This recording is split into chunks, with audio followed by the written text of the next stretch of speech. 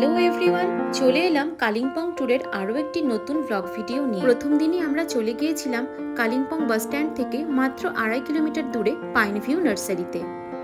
এই নার্সারিটি 1971 সালে mister S প্রধান প্রতিষ্ঠা করেছিলেন। এই নার্সারিতে দেশ বিদেশ মিলিয়ে প্রায় 1,500 প্রজাতির ক্যাকটাস গাছ রয়েছে।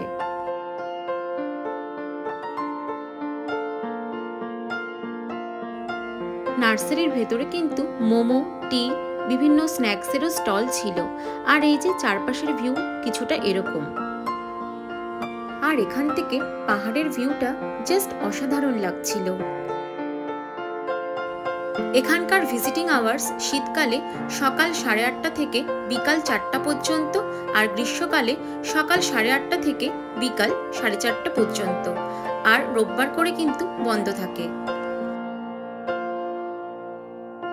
আমরা তো গিয়েছিলাম শীতকালে, জানুয়ারি মাসে। আমাদের তখনও কিন্তু বেশ গরম লাগছিল।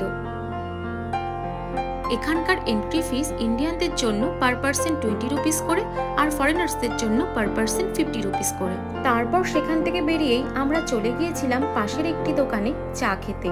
আর সেখানে কিন্তু একটি ডগিও বসেছিল, তো ভাবলাম ওকেও কয়েকটি বিস্কিট খাইয়ে দিই।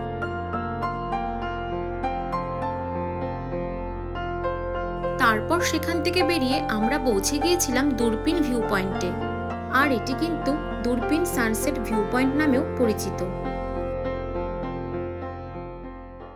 এই ভিউ পয়েন্ট থেকে যতদূর চোখ যাচ্ছিল মনে হচ্ছিল চারিদিকে শুধুই যেন পাহাড় আর পাহাড়।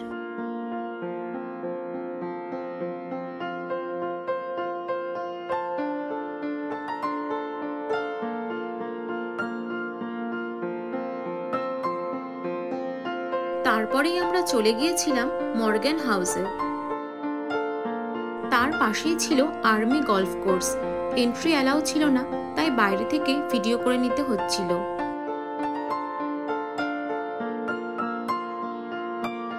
আমরা আবার বেরিয়ে পড়েছিলাম। আর এই যে পুরো কালিম্পং শহর, কি সুন্দর। আমার এই ভিডিওটি ভালো লেগে থাকলে লাইক আর কমেন্ট করে দিও, আর চ্যানেলটিকে সাবস্ক্রাইব করতে কিন্তু ভুলো না। দেখা হচ্ছে খুব তাড়াতাড়ি আরেকটি নতুন ব্লগ ভিডিওর সাথে। বাই।